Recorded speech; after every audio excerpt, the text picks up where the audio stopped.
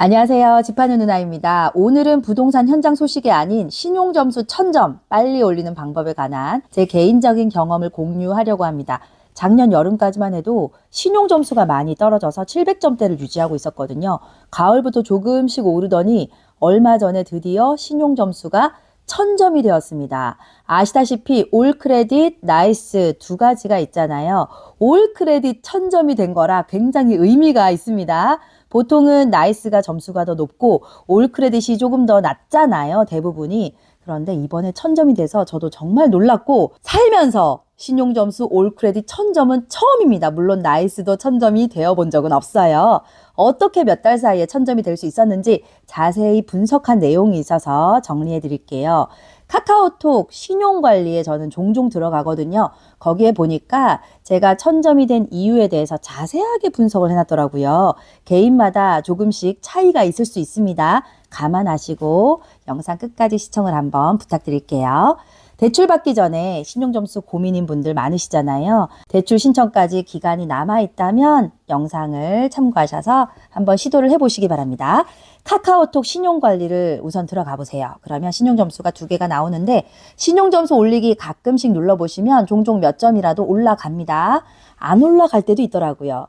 좀 아래로 내려보시면 신용성향 설문, 신용 리포트라고 나오는데, 설문에 응답만 해도 최대 10점이 올라갑니다. 저는 한 번씩 이렇게 들어와서 눌러보거든요.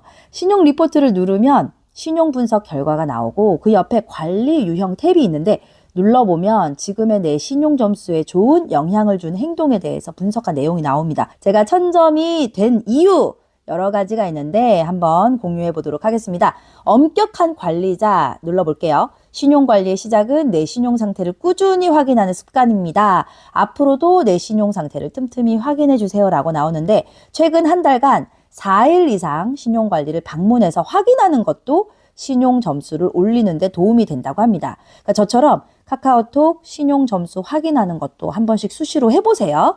대출 탐험가, 다양한 대출을 비교하면 더 저렴한 금리를 찾을 수 있고 상환 부담도 줄어들어 신용관리에 유리하다라고 나와 있는데요. 최근 3개월 동안 대출 비교 플랫폼에서 제 한도와 금리를 조회한 적이 있는데 그것도 점수 올리는 데 도움이 된다고 합니다. 제가 카카오톡 신용 점수 확인을 하면서 대출 상품을 좀 이렇게 눌러보라고 나오잖아요. 그런 것들도 제가 가끔 한 번씩 눌러봤었거든요. 실제로 대출까지는 신청하지 않더라도 단순히 조회하는 것만으로도 신용 점수 올리는 데 도움이 됐다고 합니다. 올리기왕, 최근 6개월 내 카카오페이에서 신용점수 올리기를 이용해서 올린 적이 있는 것도 신용점수에 도움이 되고요. 절제왕, 신용카드를 매달 30만 원 이상 한도에 50% 미만으로 3개월 이상 사용할 때 신용점수에 좋은 영향을 준다고 합니다. 이건 많이들 아시는 내용일 텐데요. 신용카드 여러 개 쓰는 것도 그다지 좋지 않으니까 참고하시고요.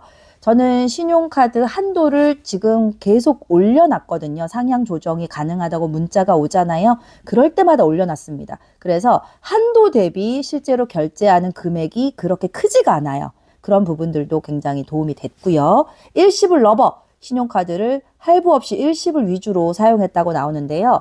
실제로 저는 할부를 거의 이용하지 않습니다. 할부는 신용에 직접적인 영향을 미치지는 않지만 할부 결제가 쌓이면 쌓일수록 결제 한도를 초과할 위험이 있으니까 유의하라고 합니다.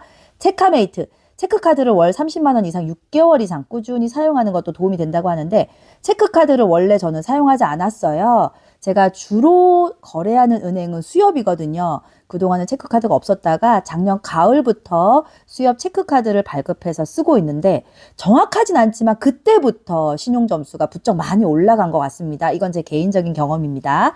카드 모범생, 카드 연체가 없이 잘 납부하는 것은 다들 아시는 거죠. 5영업일 이상 10만 원 이상 연체 시에 아무리 소액이라도 신용점수에는 안 좋으니까 유의하시고요. 카드 고인물, 1년 이상 이용 중인 신용카드가 있어요 라고 나오는데, 저는 신용카드가 한 개뿐이고요. 굉장히 오랫동안 10년 이상 사용을 하고 있습니다. 그런 부분도 신용점수 올리는데 많은 영향을 줬다고 생각이 듭니다. 대출 미식가, 현금 서비스, 카드론 등 고금리 대출이 없다는 것도 긍정적인 영향을 줬고요. 현금 서비스 카드로는 저는 써본 적이 없습니다. 최근 10년 동안. 미니멀리스트, 대출받은 금융사가 3군데 이하인 것도 신용 점수에 유리하게 작용했는데요. 너무 많은 금융사에서 대출을 받으면 신용평가가 보수적으로 진행될 가능성이 높다고 합니다. 대출받은 금융사를 최대한 줄이는 거 참고하시고요. 대출 모범생, 아까 카드 모범생에 이어서 대출도 모범생으로 나오는데요. 카드 연체뿐 아니라 대출 연체도 없었습니다. 이틀 3일 정도는 연체가 된 적이 있어요.